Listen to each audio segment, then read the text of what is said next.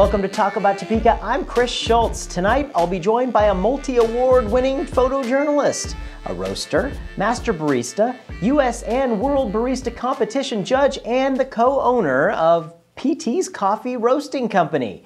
To save time, we've baked all those titles into one person, Mr. Jeff Taylor. He's a human espresso, if you will, a steam-powered person concentrate. Much like the Flash, he can vibrate his molecules fast enough to walk through walls. Okay, all right. We also have Jim Leiker, President and CEO of the Capper Foundation. It's a fantastic organization. Now, for all of those who played our drinking game last week, as I did, and woke up the next day in Sabetha wearing a tube top and a new tattoo, as I did, turns out we mention Topeka quite often on this show. Who would have guessed? So tonight, we're using a really uncommon word, like, I don't know, wonderful. Have fun. Our sponsors tonight are the WWW Channels and Field of Greens, downtown's best spot for hot soup, homemade chili, and fresh baked potatoes all winter long. Without further ado, let's get this started.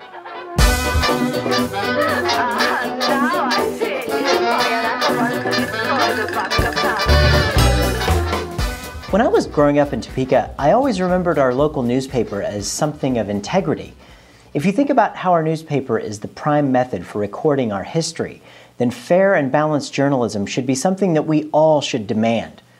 I can remember reading the articles, and if someone had an issue with what was being stated, then they could write a letter to the editor, which could be published and signed with the author's name. If someone wanted to remain anonymous while providing information as a source, they could write, call, or email a reporter without fear of being exposed, and the reporter could then investigate the validity of the claim. With the advent of technology, today's newspaper has to constantly overcome new obstacles. While I believe that we are still blessed with a staff that truly cares about journalistic integrity through their writings, I believe that there's a loophole that's been being exploited by some people in this community for quite some time now. It's come to my attention that there are some individuals who have been using this tool as a weapon of mass distraction, from politicians and activist groups looking for a way to manipulate their causes, to medically underserved individuals with mental issues. All of them are given free access to force their will to the masses, and they never have to personally stand behind their claims. It's anonymous, and if you're a coward or a powermonger, it's beautiful. I love Topeka, and I believe that we have an image problem that we need to overcome together. It's not so much an image problem to those from outside our area as much as it is a self-image problem. One only needs to log on to our newspaper website and read the comment section of virtually any news article. I like to stay informed of happenings in our city. But when I read an article and my eyes don't really have an opportunity to differentiate between the journalism and the opinion section, I find myself getting angered. At first, my anger was directed at what was being said by the commenters. Their incessant need to tear down virtually everything and everyone who try to make our community prosper with no regard for facts, it made me furious.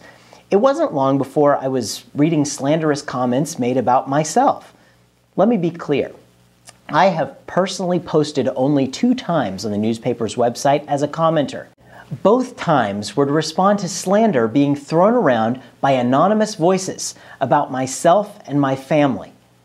I should not have had to answer to those posts. They should have been moderated out of existence before I had the chance to read them.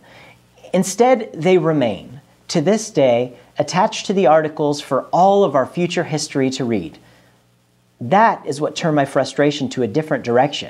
My frustration was with the way the comment section is structured and managed. I'm tired of seeing good people torn down and discouraged in our community by these anonymous influences. Good, hardworking people don't have the time to sit around all day and defend themselves from slander on a blog. They're out there working hard for their families and working hard to try and be productive members of their community. It's about time that someone speaks out about this. If you'll bear with me over the next couple of minutes, I'll explain how the system is being exploited, and I'll present some possible solutions to the issue. If you like what I show you, I encourage you to stand up and let your voice be heard to the powers that be. Let's take a moment to try and understand the flaws of the system. While some people may be living in an online fantasy world, our local news is far from a fantasy topic. Avatars and anonymous screen names are no way to address the real-life issues that face our community. If these people want to turn life in Topeka into a fantasy world of bad jokes, then they have the power to start their own website and keep it away from anything that claims to be a legitimate source of journalism. Do you ever wonder why some of the top commenters on CJ Online blatantly admit that they don't even live in Topeka? Yeah, me too. It was also brought to my attention recently that it is incredibly easy to create as many accounts and screen names as an individual wishes. I believe that some of our tech-savvy leaders have figured this out, and they underestimate the intelligence of the people they should be serving. It's rather simple to scam the comment system. Sure, there are terms that users are forced to agree to, and according to those terms, CJ Online only allows each person to hold one account. And that's great if you're someone who follows the rules with no motive for personal gain. But what about the rest of the people? The bottom line is that you can have as many accounts on their website as you can create free email accounts on Gmail, Yahoo, etc. With that power, our not-so-humble servants have the ability to fraudulently represent the will of the people. As you might be able to tell, I've been thinking about this for a while now, and I have some possible solutions that I'd like to present for discussion. My first solution is to make the standard website format mirror the existing mobile format. By that, I mean that we need to clearly draw a line between the journalism and the opinions. On the mobile version of the CJ Online website, readers must actually click the link under the article to be taken to the comment section. I believe this feature should be extended to the standard web version. As a side benefit, the newspaper website would receive more clicks and potentially generate more ad revenue.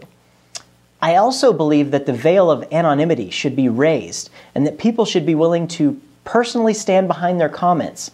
Maybe then people might give a second thought to what they're posting and how slanderous it might be. Perhaps one of the easiest and most effective fixes for the problem would be to switch the current system over to a Facebook integrated system.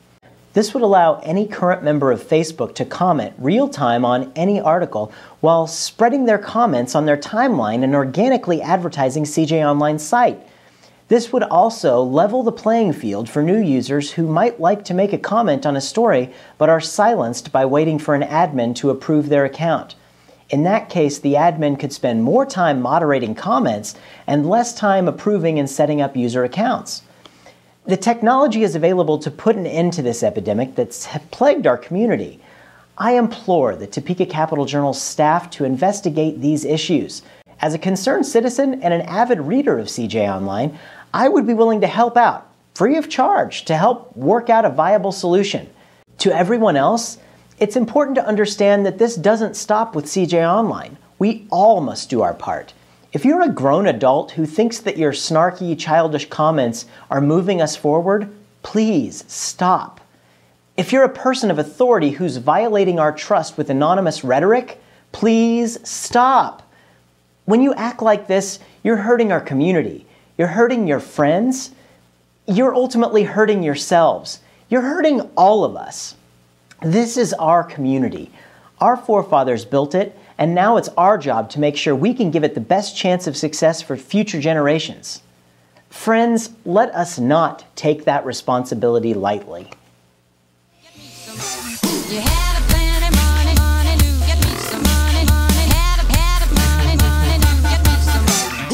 So I'm sitting here with a guy who has way too many titles for me to tell you about in one intro. So I'm going to take a little bit of time here to tell you about a guy who's one of the owners of PT's Coffee. We're going to explore a little bit more about all the things that this guy's done. It's Mr. Jeff Taylor. How you doing? I'm doing great. Good to see you. Yeah, it's Thanks for having me. I appreciate you coming on the show tonight. My pleasure. Yeah, so PT's Coffee's been around for a long time. It's kind of a beacon of Topeka and coffee and fine quality roasting. And how'd you all get started? I mean, where'd that come from? I like to say I stumbled and fell into coffee. It's kind of what happened. We've actually been open as of February 3rd, 2013. We'll be 20 years, believe it or not. 20 years. But the way we got started, I moved here. I was a photojournalist and living in the Northwest. And I was familiar with Starbucks in the late 80s. Before they went public and opened 20,000 stores. When they only had 2 stores, I was familiar with Starbucks. I was living in the Northwest. There were coffee carts on the street. I just never thought about them. I took them for granted, I guess. And I had a good year. One year when I was living in Idaho, a good year shooting pictures, I should say. As a photojournalist, I won some awards and was regional photographer of the year.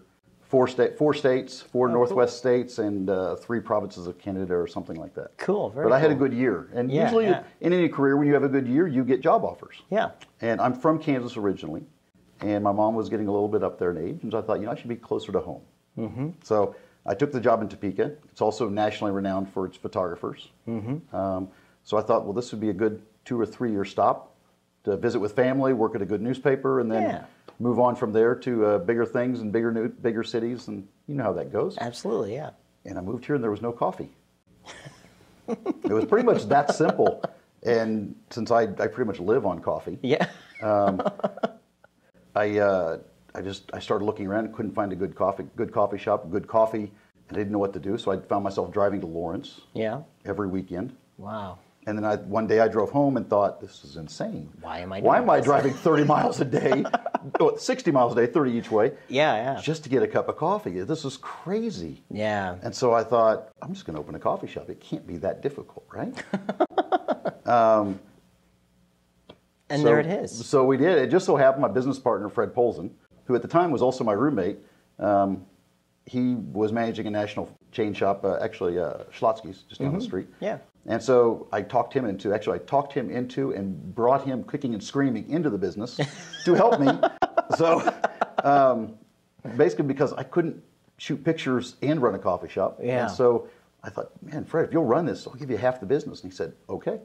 Let's do it. So I basically put everything together. We tried to rent some buildings downtown. Didn't have much luck. So we ended up we were just about to give up. And then we ended up in a place out in, we all know, 5660 Southwest 29th. Yeah. In Barrington Village. We opened our first store in 1993, February 3rd. And I guess I'm old enough to remember that when you guys opened up, and I used to hang out there all the time. Yeah. It was just you were quite young back then, huh? Yes, I was like 12. I was 5. That's what it was, I remember it so well. How old am I? No, it was really great though. I mean, I remember it was so brand new, and people had never looked at coffee that way before around Topeka. And you started seeing things pop up and everything else coming, and your business was growing as well. So, and tell us a little bit about how you guys grew from the one shop to becoming, the company you are now. It's crazy. I mean, it's really interesting the way it's all kind of evolved. We keep in mind the reason I wanted to open a coffee shop is because I wanted to have a good cup of coffee. I loved shooting pictures. And then we opened a shop, and we were, I don't know if you came in some of those nights when we had live music, but it was literally standing room only. Yeah. I mean, it was crazy busy. And so after about 6 months of that, we'd paid back all the debt, all the money we borrowed. We'd paid back all of our loans. And I looked at Fred. He looked at me. I was like, shoot, let's open another one. So we opened another store at 10th and Gage. Yeah. And it took a little bit longer to catch on, but it eventually caught on, was doing really well. I took a step back because I remembered I didn't get into this to be in business because I wasn't a business guy. I never knew anything about business. I was a photojournalist. And so one day it dawned on me that all of a sudden I'm feeling the successful business when really I don't understand business, so what am I doing? So we decided to take a step back and look at our business from a fresh perspective and say, did we accomplish what we actually set out to accomplish, which was good coffee? And that's when Fred and I both were shocked to find out we were actually really disappointed. Really? We weren't happy with having 2 stores. We were actually very disappointed in ourselves because we got so caught up in people coming in that we realized our product was going downhill and wasn't very good to begin with. And so we did a little soul searching, did a little research, came around to saying basically what we need to do is start roasting our own coffee. Yeah. Because coffee we were buying from other people wasn't that great, wasn't fresh, and we were frustrated. Yeah. And so I spent the next 2 or 3 years learning to roast. So you guys didn't start out roasting? No, we didn't start out roasting. We started out with just a cafe, and back then that's all anybody really cared about was just having a cool scene like Friends on TV. Cool place to hang out and chat with your friends is all it really was. But over the course of time, since we've been in business, the coffee business has really become, which is what I love, it's really become more about the product than the cool scene. Yeah. because people have busy lives. They really want to stop in and get a great cup of coffee, but they don't necessarily want to sit around for 2 or 3 hours. Yeah, yeah. And so we try to provide comfortable places, but most importantly, we try to provide a great cup of coffee. And so that's what's been driving us ever since. Wow, that's a great story. I think you have to realize that, as you guys did. It's not something you think about, but you do have to step back and put yourself in, how are we doing, and really look at that. Are we really achieving what we set out to do, or did we get distracted along the way? Yeah, that's a really important question that I think as business people need to look at all the time. Agreed. I can honestly say, there's an old saying that business people say they've made every mistake in the book. Actually, I actually have. I've got that book, and I've checked them all off my list. Good. I've made every one of those mistakes, a couple of them twice. But well, you have to, I think, really, to make it what it is. Exactly. If you didn't do that, then somebody else could have done it. That's right. So that's I true. think lots of other people could have done it, and probably have. Yeah. And that's okay too. Yeah, but you guys are selling. You're selling all over the place. I mean, are. It started out as Topeka, but what kind of area are you guys servicing right now? Right now, our fastest growing markets are actually on the East Coast. Wow. In New York, Philadelphia, and D.C. We're doing very well. Yeah, that's where we're having lots of fun. It's meant a few trips out there. Meant a few trips back east to walk the streets of the cities, which has been interesting for a Kansas boy who's not that familiar with the city streets. But it's been interesting, and I've actually really enjoyed it. Yeah. So I think it's amazing. I mean, when you live here in Topeka, you don't think that people from outside of here have or want to get anything that we have. Yeah. And the fact that you have a product that you started here, and now you've got people knocking on the door in New York. I have a different take on that. Yeah?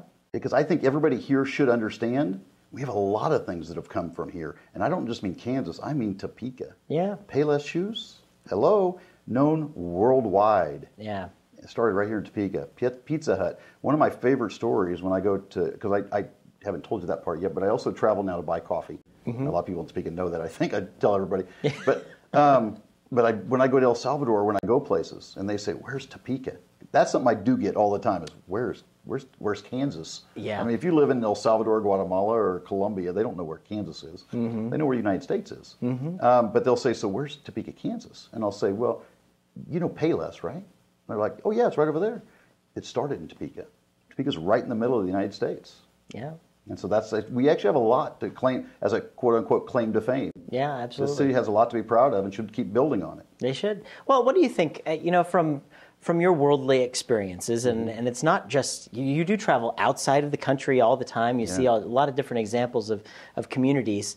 What do you think, Topeka needs to do to ensure its greatest success for the future? I mean, if you're going to hand it over to the next generation of Topekans later, like what would you want to do now? I think if I knew, I would be doing it. I'd certainly be trying to help a lot more. I don't have an answer for that, honestly. I don't.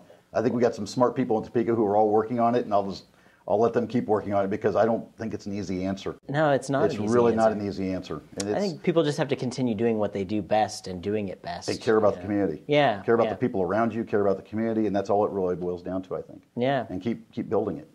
Well, and Topeka has withstood a lot of storms, I think, as you look at the rest of the country, the rest of the world, and everything that's gone on in recent years. Topeka's been a pretty good place to Pretty stable. Be. Yeah. I agree 100%. Not so bad. Very stable. And speaking of back to Topeka and your company, all the things that you guys are doing here, like you bring in national people, and you've won some national awards, and tell us a little bit about all that. Well, as many know, we won Roaster of the Year 3 years ago now. That was good. I met a lot of people through that. Yeah. It's amazing how many people worldwide were aware who we were because of that award. And so I got to meet a lot of nice people around the world, a lot of good friends. And one of the things we're having an event that we created. We're calling it the Flatlanders Barista Competition, or Barista Cup. Cool. Flatlanders Barista Cup. And it's actually a team competition. As most of you know, if you go to a coffee shop, it's about the coffee, but it's also about community. Yeah. And people who are in the coffee business feel the same way. We're all looking for community. And when we're coffee geeks, it's hard to find a lot of other coffee geeks around. We're a minimal group, And so we decided to have this event and invite baristas from other coffee shops around the country. We have people coming from Philadelphia, We have a guy, the national barista champion from Canada, is flying into Topeka to spend the weekend with us. Wow. We're actually bringing in the world barista champion from 2011. His name's Alejandro Mendez. Cool. He's a good friend of mine. Used to work at a cafe I'd visit when I'd go to San Salvador. Cool. That's what's so fun. I've known this kid since he was just working behind the counter, just happened to be serving coffee, and now to see him as the world barista champion, literally he's been to Japan, I think, 8 times.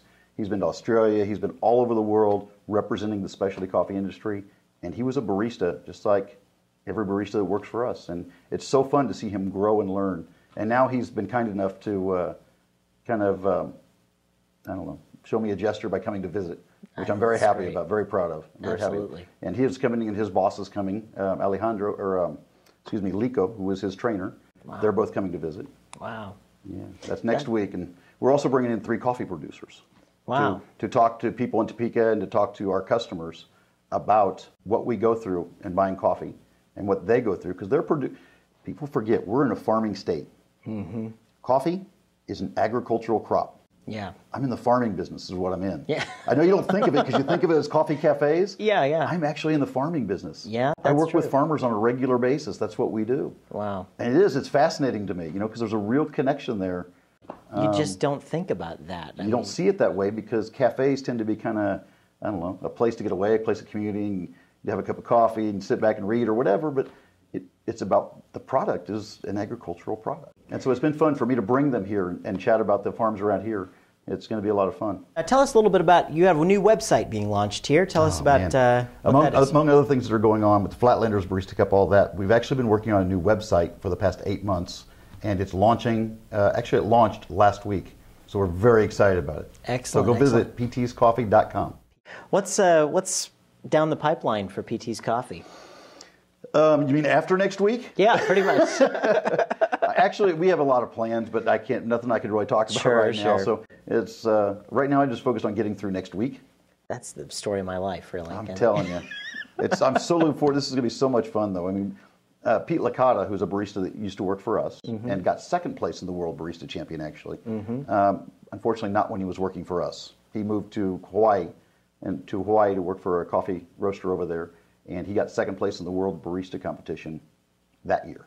Yeah. But he's coming back next week, too, so we're excited to see our old friend Pete again, too. Excellent. Yeah. Well, I'll tell you what, as a guy who started here and made it here, what do you have for advice for the people that are thinking about getting out and doing something like you did?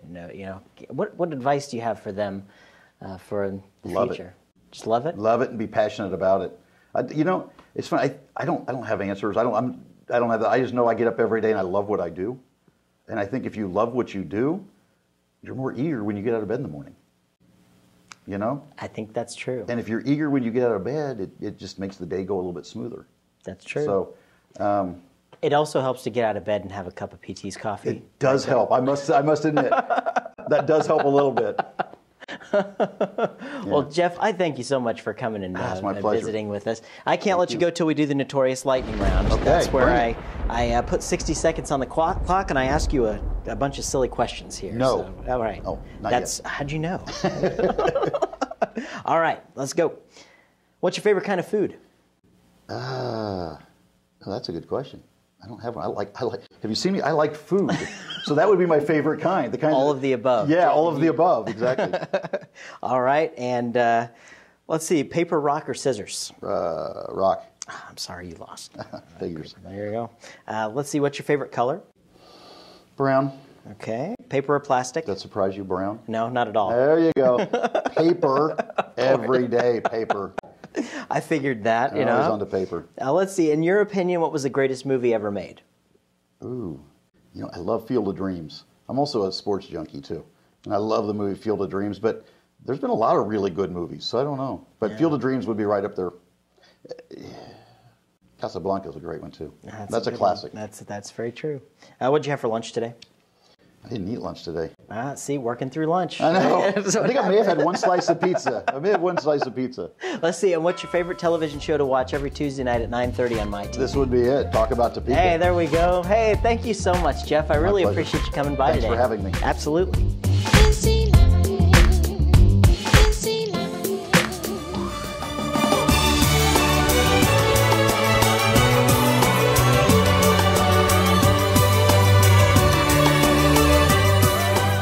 Well, I'm sitting here with Jim Leiker. He's the president and CEO of Easter Seals Capper Foundation. Jim, thank you so much for joining us. Oh, you bet, Chris. Glad Appreciate you coming. Absolutely. The Capper Foundation's been around for a long time. How old is the Capper Foundation? Well, it was founded in 1920, so over 92 years. So been around a long, long time. Served a lot of people over those years. Wow. So, and what's a little bit about the history? How did the organization get started? Well, it was founded by Arthur Capper. Actually, Arthur Capper was the publisher of the newspaper, which is now the Topeka Capital Journal.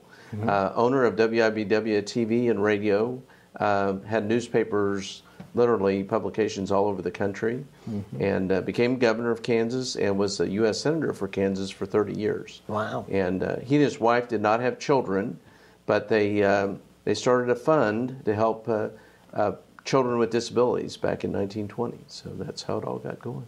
And back in 1920, there were a lot fewer technological advances than there were, you know, and actually a group of businessmen took a car out around the holidays to give out toys and candy and gifts, and saw that kids with disabilities, back then they called it infantile paralysis, polio, those kinds of terms, kids couldn't get the car very fast, so they decided to set up a fund. Arthur Capper decided to set up a fund so that kids could get the surgeries and the therapies they needed. So.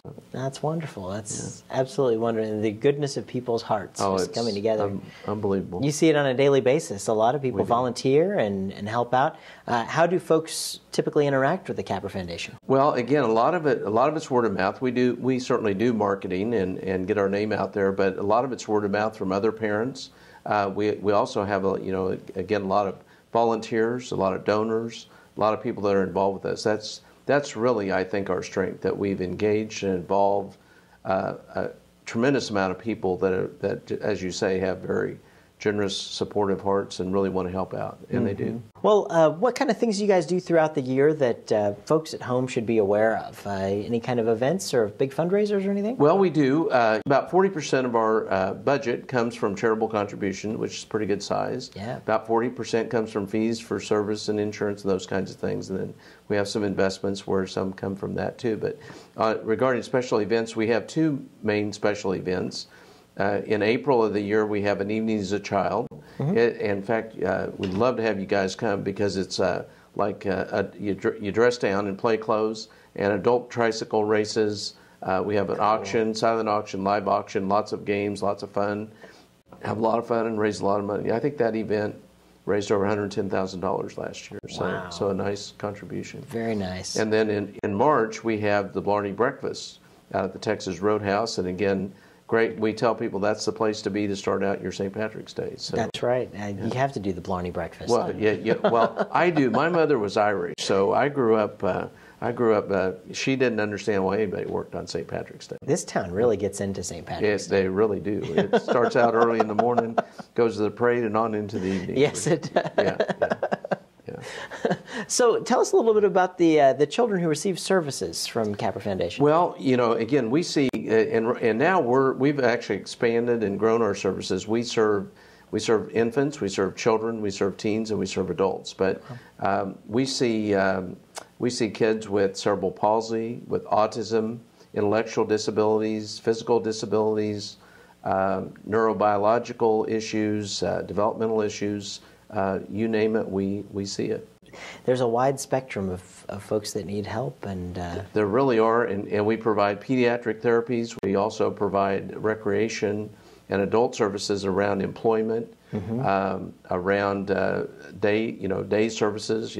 Folks if they want to go to the library, go to the grocery store, those kinds of things, and a number of work programs and service programs that, again, just makes your heart feel good because people are around their friends and they're working and they're making money.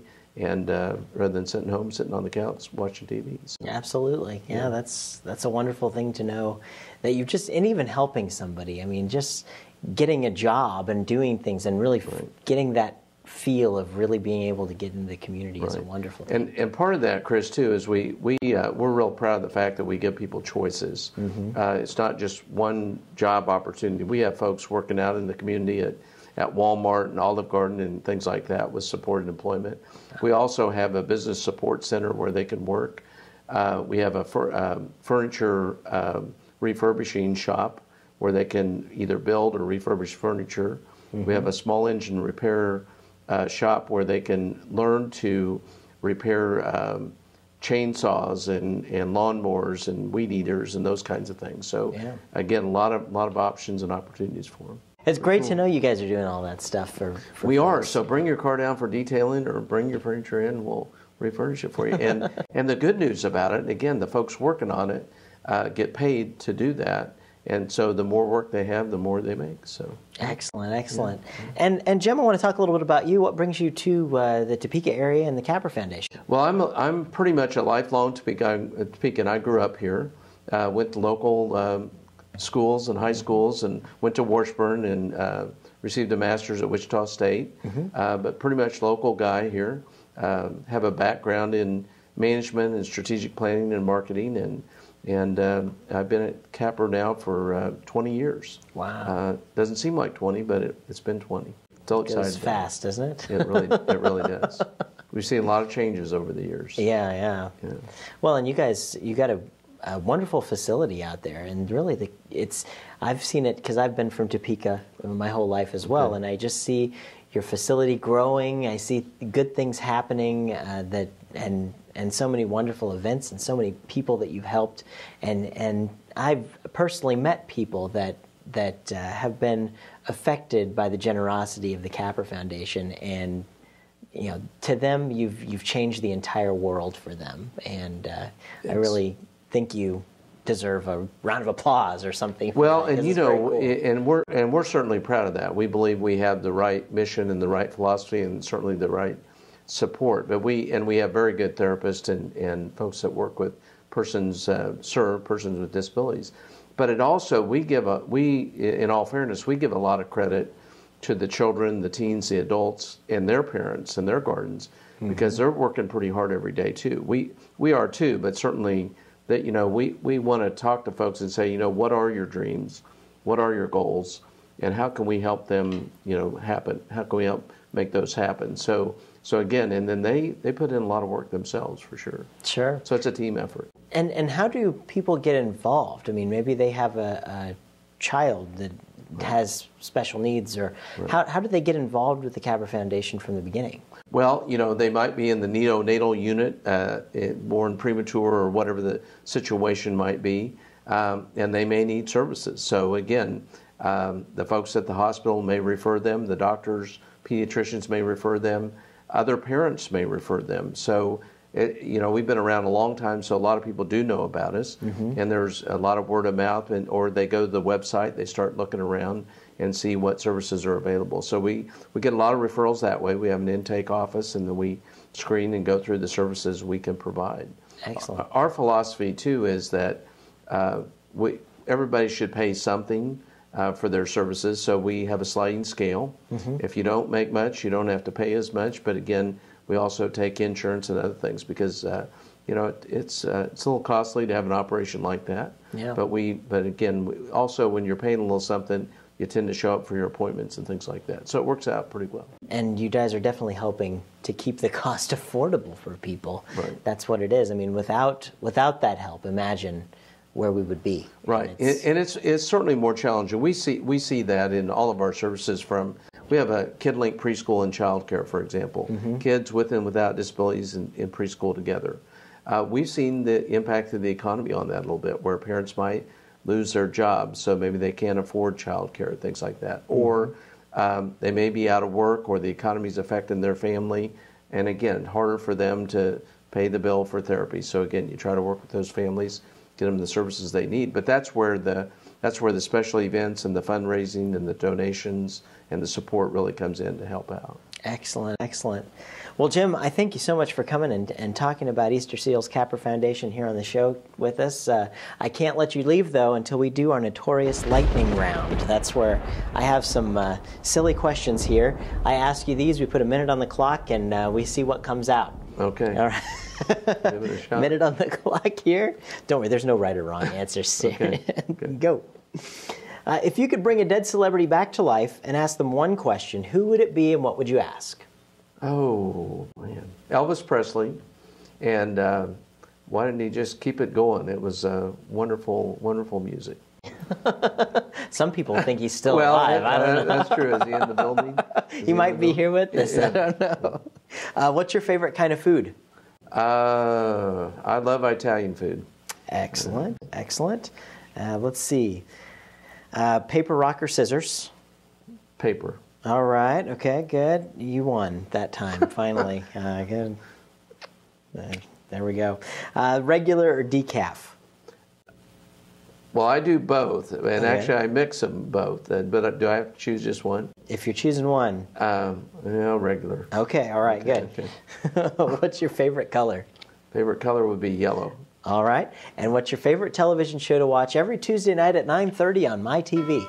Well, there you go. Talk about Topeka. Hey, there we go. Man, everyone always says that. I don't know why. I don't know either way. Yeah, as you point. Yeah, very Jim, good. thank you so much for joining us. Thank Come you. back and keep us updated on what's going on. Great. Thank you.